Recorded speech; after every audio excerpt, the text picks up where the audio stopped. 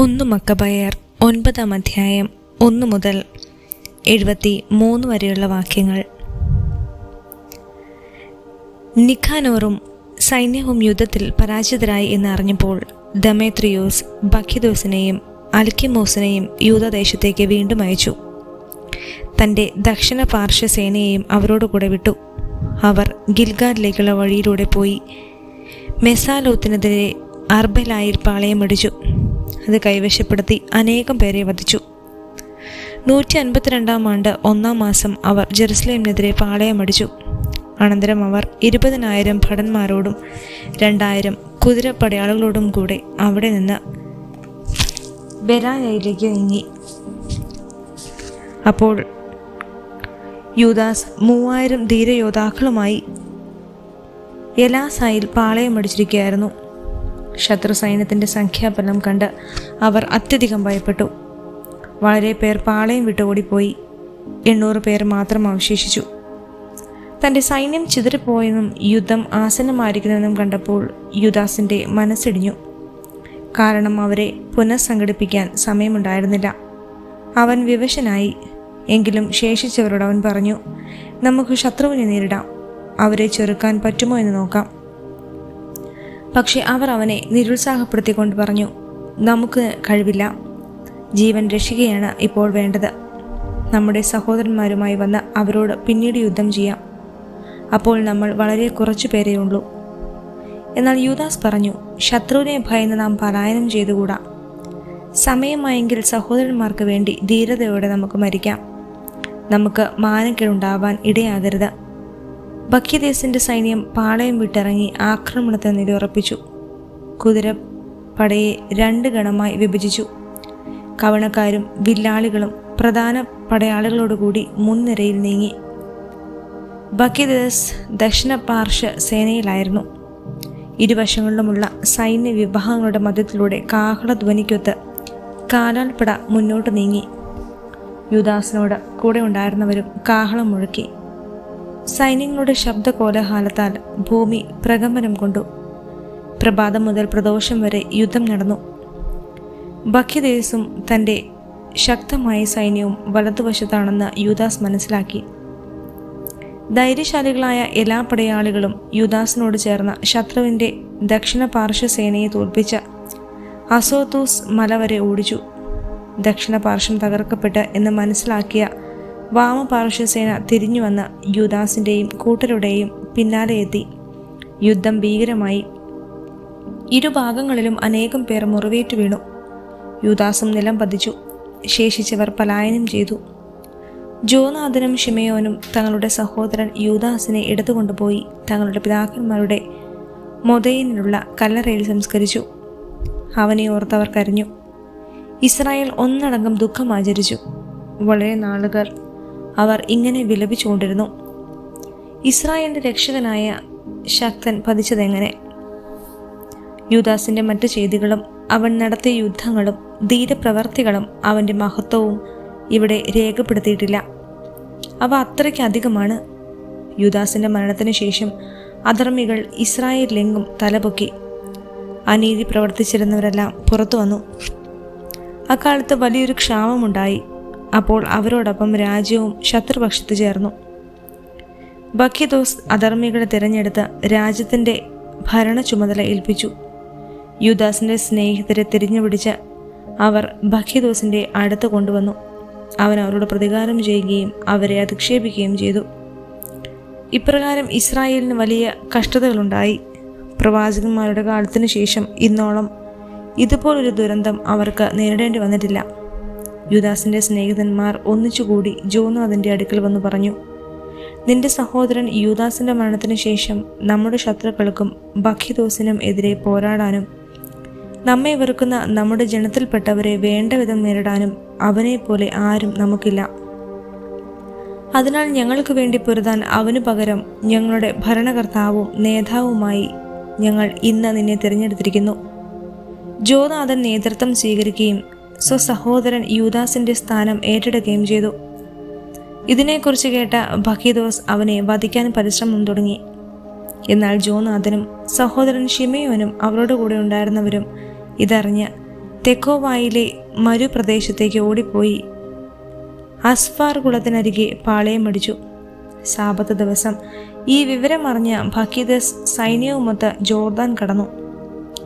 ഏറെ ഉണ്ടായിരുന്ന തങ്ങളുടെ സാധന സാമഗ്രികൾ സൂക്ഷിക്കാൻ സ്നേഹിതനായ നബേത്തയരോട് അഭ്യർത്ഥിക്കുന്നതിന് ജോനാഥൻ സ്വസഹോദരനെ ജനത്തിന്റെ നേതാവായി അയച്ചു. എന്നാൽ മെഥേബായിൽ നിന്ന് യാംഭ്രയുടെ പുത്രന്മാർ വന്ന് യോഹന്നാനെ പിടിച്ചുകൊണ്ടു പോവുകയും അവൻ്റെ പക്കലുണ്ടായിരുന്നവയെല്ലാം കൈവശപ്പെടുത്തുകയും ചെയ്തു. പിന്നീട് ജോനാഥനും സഹോദരൻ ഷിമയോനും ഇങ്ങനെ കേട്ടു: യാംബ്രയുടെ മക്കൾ വലിയ ഒരു വിവാഹ ആഘോഷം നടത്തുകയാണ്. കാനാനിലെ മഹാപ്രഭുക്കളിൽ ഒരുവന്റെ മകളാണ് വധു. അവളെ അവർ നദാബത്തിൽ നിന്ന് വലിയ പരിവാരത്തോടെ കൊണ്ടുവരുന്നു. തങ്ങളുടെ സഹോദരൻ യോഹന്നാന്റെ രക്തത്തെക്കുറിച്ച് അവർ ഓർത്തു. അവർ പോയി മലയുടെ മറവിൽ ഒളിച്ചിരുന്നു. അവർ തല ഉയർത്തി നോക്കിയപ്പോൾ ധാരാളം സാധന സാമഗ്രികൾ വഹിച്ചുകൊണ്ട് ശബ്ദകോലാഹലത്തോടെ നീങ്ങുന്ന ഒരു ഘോഷയാത്ര കണ്ടു. ആയുധധാരികളായ സ്നേഹിതന്മാരോടും സഹോദരന്മാരോടുമൊത്ത് തമ്പുരുവിൻ്റെയും ഗായകരുടെയും അകമ്പടിയോടെ വരാൻ അവരെ സ്വീകരിക്കാൻ വന്നു. പതിയിരുന്നവർ ഉടനെ പാഞ്ഞു ചെന്ന് അവരെ കൊല്ലാൻ തുടങ്ങി. വളരെ പേർ മുറിവേറ്റ് വീണു. ശേഷിച്ചവർ മലയിലേക്ക് ഓടി രക്ഷപ്പെട്ടു. ജോനാഥനും കൂട്ടരും അവരുടെ സാധന സാമഗ്രികൾ മുഴുവൻ കൈവശപ്പെടുത്തി. അങ്ങനെ വിവാഹം വിലാപമായി മാറി. ഗായകരുടെ സ്വരം ചരമഗാനമായി. തങ്ങളുടെ സഹോദരൻ്റെ രക്തത്തിന് പൂർണ്ണമായും പകരം വീട്ടിക്കഴിഞ്ഞപ്പോൾ അവർ ജോർദാനിലെ ചതുപ്പ് നിലങ്ങളിലേക്ക് മടങ്ങി. ബഖീദസ് ഇത് കേട്ട് വലിയൊരു സേനയുമായി സാബത്ത് ദിവസം ജോർദാൻ കരയിലെത്തി. ജോനാഥൻ അനുയായികളോട് പറഞ്ഞു: നമുക്ക് ജീവനു വേണ്ടി സധൈര്യം പൊരുതാം. കരങ്ങൾ ഇപ്പോൾ മുൻപത്തെ പോലെയല്ല. ഇതാ ശത്രു നമ്മെ വളഞ്ഞിരിക്കുന്നു. ഒരു വശത്ത് ജോർദാൻ നദി, മറുവശത്ത് ചതുപ്പ് നിലവും കുറ്റിക്കാടുകളും. എങ്ങോട്ടും തിരിയുക സാധ്യമല്ല. ശത്രുക്കരങ്ങളിൽ നിന്ന് രക്ഷിക്കണമേ എന്ന് ദൈവത്തോട് നമുക്ക് കേണപേക്ഷിക്കാം. യുദ്ധം തുടങ്ങി. ജോനാഥൻ ബഖീദോസിനെ പ്രഹരിക്കാൻ കരമുയർത്തി. എന്നാൽ അവൻ വഴുതി മാറി പിൻനിരയിലേക്ക് പോയി. അനന്തരം ജോനാഥനും കൂട്ടരും ജോർദാനിലേക്ക് ചാടി നീന്തി അക്കരെ കടന്നു. ശത്രുക്കൾ ജോർദാൻ കടന്ന് അവരെ ആക്രമിക്കാൻ മുതിർന്നില്ല. ബഖീദസിന്റെ ആളുകളിൽ 1000 പേരോളം അന്ന് കൊല്ലപ്പെട്ടു.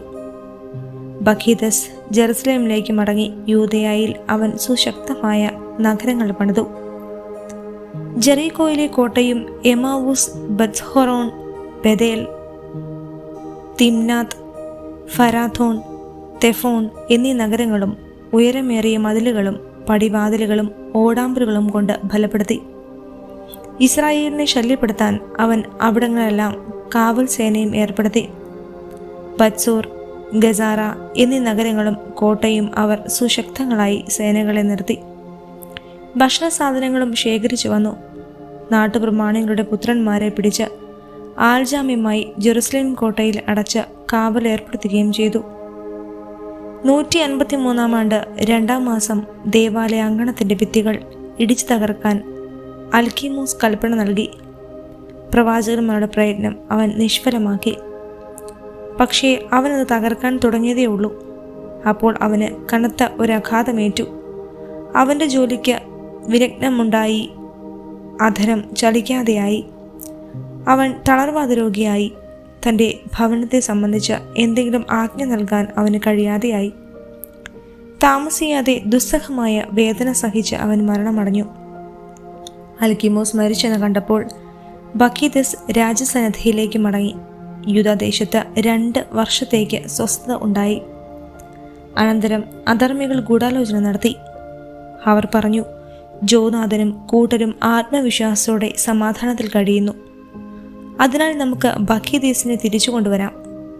ഒറ്റ രാത്രി കൊണ്ട് അവൻ അവരെല്ലാവരെയും ബന്ധസ്ഥരാക്കും. അവർ പോയി അവനുമായി കൂടിയാലോചിച്ചു.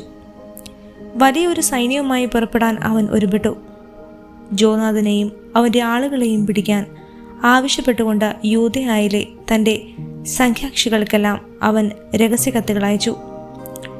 പക്ഷേ അവർക്കത് കഴിഞ്ഞില്ല. കാരണം അവരുടെ ഉപചാപങ്ങൾ പുറത്തായി കഴിഞ്ഞിരിക്കുന്നു. ജോനാഥന്റെ ആളുകൾ ഈ ഗൂഢാലോചനയ്ക്ക് നേതൃത്വം നൽകിയ സ്ഥലവാസികളിൽ 50ഓളം പേരെ വധിച്ചു. പിന്നീട് ജോനാഥനും അനുയായികളും ശിമയോനോടുകൂടി മരുഭൂമിയിലേക്കുള്ള ബെത്ബാസായിലേക്ക് പിൻവാങ്ങി.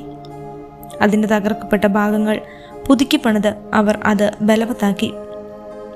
ബക്കീദസ് ഇതറിഞ്ഞ് തൻ്റെ സേനകളെയെല്ലാം ഒരുമിച്ച് കൂട്ടി യൂദയായിലെ ജനങ്ങൾക്ക് അവൻ കൽപ്പനകൾ അയച്ചു. അതിനുശേഷം അവൻ വന്ന് ബെത്ബാസയ്ക്കെതിരെ പാളയമടിച്ചു. ഏറെ നാളുകൾ അവൻ അതിനെതിരെ പൊരുതുകയും യന്ത്രമുട്ടികൾ നിർമ്മിക്കുകയും ചെയ്തു. നഗരം തൻ്റെ സഹോദരൻ ശിമയോനെ ഏൽപ്പിച്ച ജോനാഥൻ നാട്ടിന് പുറത്തേക്ക് നീങ്ങി. കുറച്ചുപേരെ മാത്രമേ അവൻ കൂടെ കൊണ്ടുപോയുള്ളൂ.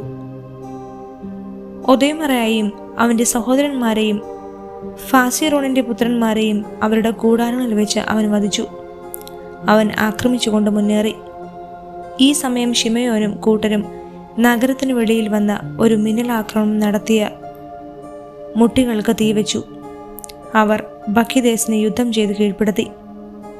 തൻ്റെ പദ്ധതികളും യുദ്ധ ഉദ്ദേശങ്ങളും നിഷ്ഫലമായതിനാൽ അവൻ ഭഗ്നാശനായി. അതിനാൽ യൂദയയിലേക്ക് വരാൻ തന്നോട് ഉപദേശിച്ച അധർമ്മികളോട് അവൻ അത്യന്തം ക്രൂരനായി. അവരിൽ വളരെ പേരെ വധിച്ചു. അനന്തരം സ്വന്തം നാട്ടിലേക്ക് തിരിച്ചു പോകാൻ തീരുമാനിച്ചു. ഇക്കാര്യം മനസ്സിലാക്കിയ ജോനാഥൻ ബക്കീദേസുമായി സമാധാനം സ്ഥാപിക്കാനും തടവുകാരുടെ മോചനം സാധിക്കാനും അവൻ്റെ അടുത്തേക്ക് പ്രതിനിധികളെ അയച്ചു. അവനത് സമ്മതിക്കുകയും ജോനാഥൻ പറഞ്ഞതുപോലെ പ്രവർത്തിക്കുകയും ചെയ്തു. താൻ ജീവിച്ചിരിക്കുന്നിടത്തോളം കാലം ജോനാഥനെ ഉപദ്രവിക്കുകയില്ലെന്ന് അവൻ ശപഥം ചെയ്തു. യൂദാദേശത്ത് നിന്ന് തടവുകാരാക്കിയവരെ അവൻ തിരിച്ചേൽപ്പിച്ചു. അനന്തരം സ്വദേശത്തേക്ക് മടങ്ങി. പിന്നീട് ഒരിക്കലും അവനവിടെ കാലുകുത്തിയില്ല. അങ്ങനെ ഇസ്രായേൽ യുദ്ധത്തിന് അറുതി വന്നു. ജോനാഥൻ മിക്മാഷിൽ താമസമാക്കി ജനത്തെ ഭരിച്ചു തുടങ്ങി. ഇസ്രായേലിലുണ്ടായിരുന്ന അധർമ്മികളെയെല്ലാം അവൻ നശിപ്പിച്ചു. 1 മക്കബയർ 10-ാം അധ്യായം 1 മുതൽ 89 വരെയുള്ള വാക്യങ്ങൾ. 160-ാം ആണ്ടിൽ അന്തിയോക്കസിൻ്റെ പുത്രൻ അലക്സാണ്ടർ എപ്പിഫനസ് വന്ന് ഡോളോമൈസ് കൈവശപ്പെടുത്തി. അവർ അവന് സ്വാഗതമരുളി. അവൻ ഭരണവും തുടങ്ങി. ദെമേത്രിയൂസ് രാജാവ് ഇത് കേട്ട് വലിയൊരു സൈന്യവുമായി അവനെതിരെ വന്നു. ദെമേത്രിയൂസ് ജോനാഥനെ പ്രശംസിച്ചുകൊണ്ട് സൗഹൃദപൂർവമായ ഒരു കത്തയച്ചു. അവൻ ഇങ്ങനെ വിചാരിച്ചു: ജോനാഥൻ നമുക്കെതിരെ അലക്സാണ്ടറുമായി സഖ്യത്തിലേർപ്പെടുന്നതിന് മുൻപേ നമുക്ക് ആദ്യം അവനുമായി സഖ്യം ചെയ്യാം. അവനോടും അവൻ്റെ സഹോദരന്മാരോടും രാജ്യത്തോടും നമ്മൾ ചെയ്ത ദ്രോഹങ്ങളെല്ലാം അവൻ ഓർക്കുന്നുണ്ടാകും. സൈന്യശേഖരം നടത്താനും അവരെ ആയുധസജ്ജരാക്കാനും തൻ്റെ സംഖ്യാക്ഷിയാക്കാനും ദെമേത്രിയോസ് ജോനാഥന് അധികാരം നൽകി. കോട്ടയ്ക്കുള്ളിൽ ജാമ്യത്തിൽ കഴിഞ്ഞിരുന്നവരെ വിട്ടുകൊടുക്കാൻ ദെമേത്രിയോസ് ആജ്ഞാപിച്ചു. ജോനാഥൻ ജെറുസലേമിലെത്തി സകല ജനങ്ങളും കോട്ടയിലെ ആളുകളും കേൾക്കെ ദെമേത്രിയോസിൻ്റെ കത്ത് വായിച്ചു. സൈന്യശേഖരം നടത്താൻ രാജാവ് അവന് അധികാരം നൽകിയെന്ന് കേട്ടപ്പോൾ അവർ അത്യധികം ഭയപ്പെട്ടു. എങ്കിലും കോട്ടയിലുണ്ടായിരുന്നവർ ജാമ്യക്കാരെ ജോനാഥന് വിട്ടുകൊടുത്തു. അവൻ അവരെ അവരുടെ മാതാപിതാക്കൾക്ക് ഏൽപ്പിച്ചു കൊടുത്തു. ജോനാഥൻ ജെറുസലേമിൽ താമസിച്ചുകൊണ്ട് നഗരത്തിൻ്റെ പണിയും പുനരുദ്ധാരണവും ആരംഭിച്ചു. മതിലുകൾ പണിയാനും സിയോൻ മലയ്ക്ക് ചുറ്റും ചതുരക്കല്ലുകൾ കൊണ്ട് കോട്ട കെട്ടി അതിനെ കൂടുതൽ ബലവത്താക്കാനും അവൻ ജോലിക്കാർക്ക് നിർദ്ദേശം നൽകി. അവരങ്ങനെ ചെയ്തു. ബക്കീദേസ് നിർമ്മിച്ച കോട്ടകളിൽ ഉണ്ടായിരുന്ന വിദേശീയർ പലായനം ചെയ്തു. ഓരോരുത്തരും താങ്കളുടെ നാട്ടിലേക്ക് മടങ്ങി. ബെത്സൂറിൽ മാത്രം കുറേ പേർ തങ്ങി. നിയമവും പ്രമാണങ്ങളും പരിത്യജിച്ചവരായിരുന്നു അവർ. അവിടം അവർക്ക് അഭയസങ്കേതമായി തീർന്നു. ദെമേത്രിയൂസ് ജോനാഥന് നൽകിയ വാഗ്ദാനങ്ങളെക്കുറിച്ച് അലക്സാണ്ടർ രാജാവ് കേട്ടു. ജോനാഥനും സഹോദരന്മാരും കൂടി നടത്തിയ യുദ്ധങ്ങളെയും ചെയ്ത ധീരകൃത്യങ്ങളെയും സഹിച്ച കഷ്ടപ്പാടുകളെയും കുറിച്ച് അവൻ ജനങ്ങളിൽ നിന്ന് അറിഞ്ഞു. അവൻ പറഞ്ഞു: ഇവനെപ്പോലെ മറ്റൊരുവനെ കണ്ടുകിട്ടുമോ? നമുക്കവനെ മിത്രമാക്കി അവനുമായി സഖ്യം ചെയ്യാം. അവൻ ജോനാഥന് ഇപ്രകാരം ഒരു കത്തെഴുതി: സഹോദരൻ ജോനാഥന് അലക്സാണ്ടർ രാജാവിൽ നിന്ന് അഭിവാദനങ്ങൾ. നീ ശക്തനായ പോരാളിയും സ്നേഹിതനാകാൻ യോഗ്യനുമാണെന്ന് ഞാൻ കേട്ടിരിക്കുന്നു. അതിനാൽ നിന്റെ ജനത്തിൻ്റെ പ്രധാന പുരോഹിതനായി ഇന്ന് നിന്നെ ഞാൻ നിയമിച്ചിരിക്കുന്നു. നീ രാജാവിൻ്റെ സുഹൃത്തായി അറിയപ്പെടണം. നീ എൻ്റെ പക്ഷത്ത് നിലകൊള്ളുകയും എന്നോട് മൈത്രി പുലർത്തുകയും വേണം. രാജാവ് അവനൊരു ചെമന്ന മേലങ്കിയും സ്വർണ്ണ കിരീടവും അയച്ചു കൊടുത്തു. 160 ആണ്ട് 7-ാം മാസം കൂടാരത്തിനുള്ളിൽ ജോനാഥൻ വിശുദ്ധ വസ്ത്രങ്ങൾ അണിഞ്ഞു. അവൻ സൈന്യശേഖരം നടത്തി വൻതോതിൽ ആയുധവും സജ്ജീകരിച്ചു. ഇത് കേട്ട ദെമേത്രിയോസ് ദുഃഖിതനായി പറഞ്ഞു, നമ്മൾ എന്തുകൊണ്ട് ഇതനുവദിച്ചു? തന്നെ തന്നെ പ്രബലനാക്കാൻ യഹൂദരുമായി മൈത്രി സ്ഥാപിക്കുന്നതിൽ അലക്സാണ്ടർ നമ്മെ മറികടന്നിരിക്കുന്നു. എനിക്ക് അവരുടെ സഹായം ലഭിക്കേണ്ടതിന് ബഹുമതികളും സമ്മാനങ്ങളും വാഗ്ദാനം ചെയ്തുകൊണ്ട് ഞാൻ അവർക്ക് ഹൃദ്യമായ സന്ദേശമയക്കും. അതനുസരിച്ച് അവൻ അവർക്ക് ഇങ്ങനെ എഴുതി: യഹൂദ ജനതയ്ക്ക് ദെമേത്രിയോസ് രാജാവിൻ്റെ അഭിവാദനങ്ങൾ. നിങ്ങൾ ഞങ്ങളോടുള്ള കരാർ പാലിക്കുന്നുവെന്നും മൈത്രി ബന്ധം തുടരുന്നുവെന്നും ഞങ്ങളുടെ ശത്രുക്കളുമായി കൂട്ടി ചേർന്നിട്ടില്ലെന്നും അറിയുന്നതിൽ ഞങ്ങൾ സന്തോഷിക്കുന്നു. മേലിലും ഞങ്ങളോട് വിശ്വസ്തരായിരിക്കുവിൻ. ഞങ്ങൾക്ക് വേണ്ടി നിങ്ങൾ ചെയ്യുന്നതിനെല്ലാം ഞങ്ങൾ നല്ല പ്രതിഫലം നൽകുന്നതാണ്. ഞാൻ നിങ്ങൾക്ക് ധാരാളം ഇളവുകൾ അനുവദിക്കുകയും സമ്മാനങ്ങൾ നൽകുകയും ചെയ്യുന്നതാണ്. ഇന്നു മുതൽ ഞാൻ നിങ്ങളെ സ്വതന്ത്രരാക്കുകയും സർവ്വ യഹൂദരെയും കപ്പത്തിലും ഉപ്പ് നികുതിയിലും കിരീട നികുതിയിലും നിന്ന് ഒഴിവാക്കുകയും ചെയ്തിരിക്കുന്നു. എനിക്ക് ലഭിക്കേണ്ട ധാന്യങ്ങളുടെ 1/3 ഫലങ്ങളുടെ പകുതിയും ഇനി മുതൽ നിങ്ങളിൽ നിന്ന് ഈടാക്കുന്നില്ല. യൂദാദേശത്തു നിന്നോ സമരിയ, ഗലീലി എന്നീ ദേശങ്ങളിൽ നിന്നോ ഇന്നു മുതൽ ഒരിക്കലും ഞാൻ അവ പിരിയുകയില്ല. ജെറുസലേമും പരിസരങ്ങളും ജെറുസലേമിനുള്ള ദശാംശങ്ങളും വരുമാനങ്ങളും വിശുദ്ധവും നികുതിരഹിതവുമായിരിക്കട്ടെ. ജെറുസലേമിലെ കോട്ടയിന്മേൽ എനിക്കുള്ള നിയന്ത്രണാധികാരം ഞാൻ ഉപേക്ഷിക്കുകയും പ്രധാന പുരോഹിതന് വിട്ടുകൊടുക്കുകയും ചെയ്യുന്നു. അവൻ സ്വന്തം ഇഷ്ടം പോലെ അവിടെ കാവൽ ഏർപ്പെടുത്തിക്കൊള്ളട്ടെ. യൂദാദേശത്തു നിന്ന് ബന്ധസ്ഥരാക്കി എൻ്റെ രാജ്യത്തെവിടെയെങ്കിലും പാർപ്പിടിച്ചിട്ടുള്ള എല്ലാ യഹൂദരെയും മോചനദ്രവ്യം കൂടാതെ ഞാൻ സ്വതന്ത്രരാക്കുന്നു. അവരുടെ കന്നുകാലികളുടെ പേരിലുള്ള നികുതികളും ഒഴിവാക്കാൻ രാജസേവകരോട് ഞാൻ നിഷ്കർഷിക്കുന്നു. എല്ലാ തിരുനാളുകളും സാബത്തുകളും അമാവാസികളും മറ്റ് വിശേഷ ദിവസങ്ങളും തിരുനാളിന് മുൻപും പിൻപും 3 ദിവസങ്ങളും എൻ്റെ രാജ്യത്തുള്ള എല്ലാ യഹൂദർക്കും സ്വാതന്ത്ര്യപൂർവമായ ദിവസങ്ങളായിരിക്കും. അവരിൽ നിന്ന് എന്തെങ്കിലും ഈടാക്കുന്നതിനോ അവരിൽ ആരെയെങ്കിലും ഏതെങ്കിലും കാര്യത്തിൽ ശല്യപ്പെടുത്തുന്നതിനോ ആർക്കും അധികാരമുണ്ടായിരിക്കുകയില്ല. യഹൂദരിൽ 30,000 പേരെ രാജസൈന്യത്തിൽ ചേർക്കുന്നതായിരിക്കും. രാജകീയ സേനയ്ക്ക് അർഹമായ വേതനം അവർക്ക് ലഭിക്കും. അവരിൽ കുറേ പേർക്ക് രാജാവിൻ്റെ പ്രധാന കോട്ടകളിൽ സ്ഥാനം നൽകപ്പെടും. ചിലർക്ക് രാജ്യത്ത് വിശ്വസ്ത പദവികൾ ലഭിക്കും. അവരിൽ നിന്ന് തന്നെയായിരിക്കും അവർക്ക് അധിപന്മാരെയും നേതാക്കന്മാരെയും ലഭിക്കുക. യൂദാദേശത്ത് രാജാവ് കൽപ്പിച്ചതുപോലെ സ്വന്തം നിയമങ്ങളനുസരിച്ച് അവർക്ക് ജീവിക്കാവുന്നതാണ്. സമരിയയിൽ നിന്ന് യൂദയായോട് ചേർക്കപ്പെട്ടിട്ടുള്ള 3 പ്രാവിശ്യകൾ ഏക ഭരണകർത്താവിന് അധീനമായിരിക്കും. പ്രധാന പുരോഹിതനല്ലാതെ മറ്റൊരു അധികാരി അവർക്ക് ഉണ്ടായിരിക്കുകയില്ല. ജെറുസലേം ദേവാലയത്തിലെ ചെലവുകൾക്കായി ടോളമായിസും അതിനോട് ചേർന്ന് കിടക്കുന്ന പ്രദേശവും ഞാൻ പാരിതോഷികമായി നൽകുന്നു. സൗകര്യമുള്ള സ്ഥലങ്ങളിൽ നിന്ന് വാങ്ങിക്കത്തക്ക വിധം രാജഭണ്ഡാരത്തിൽ നിന്ന് പ്രതിവർഷം 15,000 ഷെക്കേൽ വെള്ളിയും ഞാൻ അനുവദിക്കുന്നു. സഹായധനം നൽകുന്നതിൽ ഭരണാധികാരികൾക്ക് വരുത്തിയിട്ടുള്ള എല്ലാ കുടിശ്ശികകളും ആദ്യ കൊല്ലങ്ങളിലെ പതിവനുസരിച്ച് ഇന്നു മുതൽ ദേവാലയ ശുശ്രൂഷയ്ക്കായി നൽകുന്നതാണ്. കൂടാതെ ദേവാലയ ശുശ്രൂഷയിൽ നിന്ന് എൻ്റെ സേവകർക്ക് ആണ്ടുതോറും ലഭിച്ചിരിക്കുന്ന 5,000 ഷെക്കേൽ വെള്ളി ഇതിനാൽ നിർത്തലാക്കിയിരിക്കുന്നു. ആ തുക ശുശ്രൂഷ ചെയ്യുന്ന പുരോഹിതന്മാർക്ക് വിഹിതമാണ്. രാജാവിന് പണം കടപ്പെട്ടിരിക്കുന്നതിനാലോ മറ്റെന്തെങ്കിലും കടപ്പാടുള്ളതിനാലാണോ ജെറുസലേം ദേവാലയത്തിലോ അതിൻ്റെ പരിസരങ്ങളിലോ അഭയം നേടുന്ന ഏതൊരുവനെയും ഞാൻ മോചിപ്പിക്കുകയും എൻ്റെ രാജ്യത്ത് അവനുള്ള വസ്തുവകൾ തിരിച്ചു കൊടുക്കുകയും ചെയ്യുന്നു. വിശുദ്ധ മന്ദിരം പുതുക്കി പണിയുന്നതിനും കേടുപാടുകൾ തീർക്കുന്നതിനും വേണ്ടി വരുന്ന ചെലവുകൾ മുഴുവൻ രാജഭണ്ഡാരത്തിൽ നിന്ന് വഹിക്കുന്നതാണ്. ജെറുസലേമിലെ മന്ദിരങ്ങൾ പുതുക്കി പണിയുന്നതിനും അതിൻ്റെ ചുറ്റുപാടുകൾ കൂടുതൽ സുരക്ഷിതമാക്കുന്നതിനും യൂദയായിലെ കോട്ടകൾ വീണ്ടും നിർമ്മിക്കുന്നതിനും ആവശ്യമായ തുക രാജഭണ്ഡാരത്തിൽ നിന്ന് നൽകും. ജോനാഥനും ജനങ്ങളും ഈ വാക്കുകൾ കേട്ടപ്പോൾ അത് സ്വീകരിക്കുകയോ വിശ്വസിക്കുകയോ ചെയ്തില്ല. കാരണം ദമേത്രിയോസ് ഇസ്രായേലിൽ മഹാപാതകങ്ങൾ പ്രവർത്തിച്ചതും അവൻ കഠിനമായി അവരെ പീഡിപ്പിച്ചതും അവർ ഓർത്തു.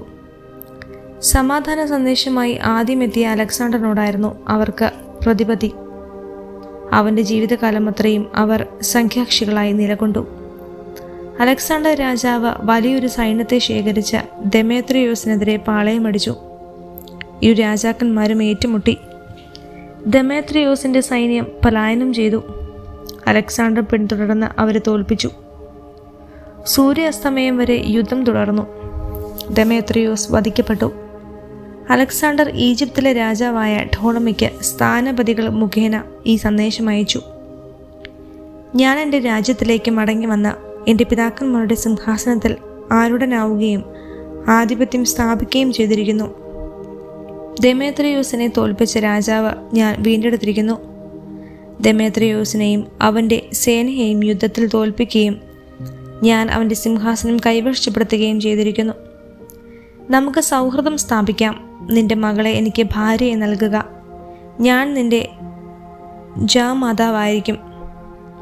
നിനക്കും അവൾക്കും ഞാൻ രാജോചിതമായി സമ്മാനങ്ങൾ നൽകുന്നതാണ്. ടോളമി രാജാവ് മറുപടി നൽകി: നിന്റെ പിതാക്കന്മാരുടെ നാട്ടിലേക്ക് മടങ്ങി വന്ന് നീ അവരുടെ സിംഹാസനത്തിൽ ഉപവിഷ്ടനായ ദിവസം സന്തോഷകരം തന്നെ. നീ എഴുതിയതുപോലെ ഞാൻ പ്രവർത്തിക്കാം. നമുക്ക് പരസ്പരം കാണുന്നതിനും നീ ആവശ്യപ്പെട്ടതനുസരിച്ച് ഞാൻ നിന്റെ ശാശ്വതനാവുകയും വേണ്ടി ടോളമാസയിൽ നിന്ന് എന്നെ കാണുക. ടോളമി തൻ്റെ മകൾ ക്ലെയോപാത്രയുമൊത്ത് ഈജിപ്തിൽ നിന്ന് 162 ആണ്ടിൽ ടോളമായസിലെത്തി. അലക്സാണ്ടർ അവനെ സ്വീകരിച്ചു. ടോളമി മകൾ ക്ലെയോപാത്രയെ അലക്സാണ്ടറിന് നൽകി. ടോളമായസിൽ വെച്ച് രാജകീയ ആഭരണങ്ങളോടെ വിവാഹം നടന്നു. തന്നെ വന്ന് കാണാൻ ആവശ്യപ്പെട്ടുകൊണ്ട് അലക്സാണ്ടർ രാജാവ് ജോനാഥന് കത്തെഴുതി. ജോനാഥൻ ആഡംബരത്തോടെ ടോളമായസിലേക്ക് ചെന്നു. രാജാക്കന്മാർ 2 പേരെയും സന്ദർശിച്ചു. അവൻ അവർക്കും അവരുടെ സ്നേഹിതന്മാർക്കും പൊന്നും വെള്ളിയും ധാരാളം സമ്മാനങ്ങൾ നൽകി. അവൻ അവരുടെ പ്രീതിക്ക് പാത്രമായി.